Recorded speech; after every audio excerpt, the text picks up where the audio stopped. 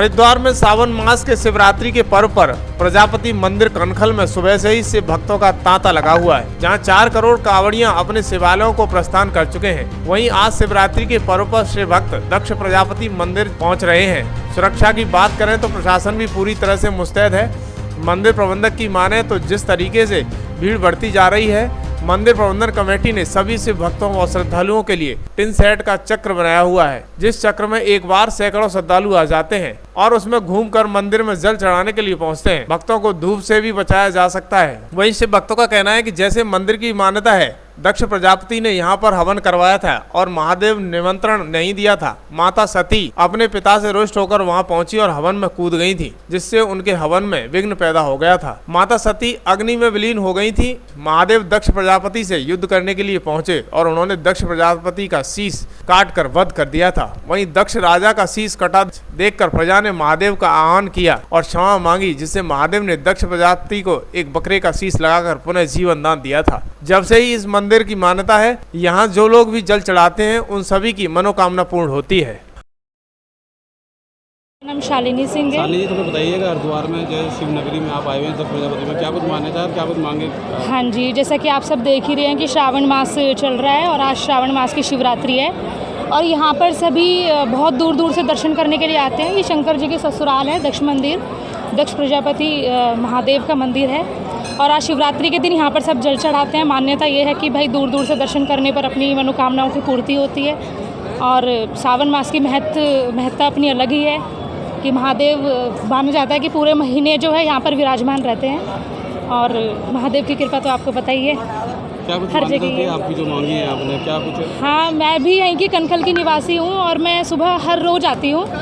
मैं भी टीचर हूँ प्रोफेशन से और मैं डेली मंदिर आती हूँ। आज थोड़ा लेट हो गई, लेकिन मैं डेली ही जल चढ़ा के जाती हूँ महादेव पे। आस्था है यहाँ पर लोगों? हाँ, बहुत आस्था है। पूरा पंचपुरी यहाँ आता है जल चढ़ाने के लिए और दूर दूर से लोग कांवड़िए 2 बजे से, सुनने में तो आ रहा है, अंदर शास्त्री जी हैं पंडित जी, तो उन्होंने बताया है कि 2 बजे से जल चढ़ा रहे हैं लोग और मान्यता है तभी दूर दूर से लोग आते हैं। 12 महीने में 12 शिवरात्रियाँ आती हैं।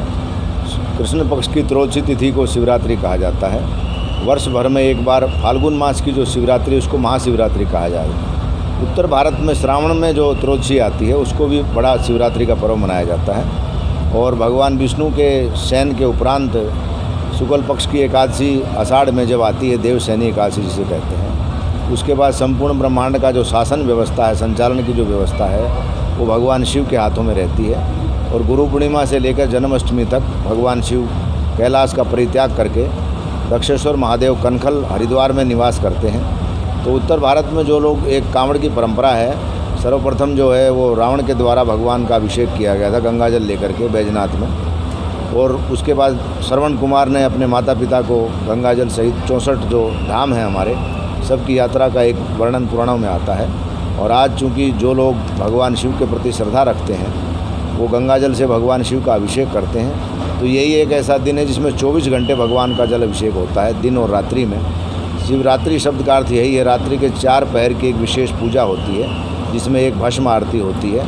जैसे भगवान महाकालेश्वर में प्रतिदिन होता है, वैसा भारत के विभिन्न शिव मंदिरों में आज के दिन रात्रि की जो 12 बजे की आरती है वो भस्म आरती होती है। जो भी सन्यासी या ब्राह्मण वहाँ पुजारी हैं वो स्वयं भी भस्म धारण करते हैं और भगवान का भस्म से अभिषेक करते हैं।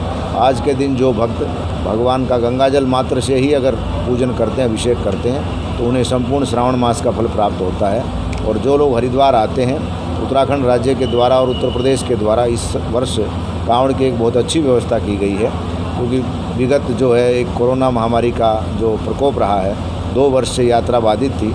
इस वर्ष जो श्रद्धालुओं में एक उमंग और उत्साह था, उसका एक अच्छा ही परिणाम निकला है और कांवड़ यात्रा से कुशल संपन्न हुई।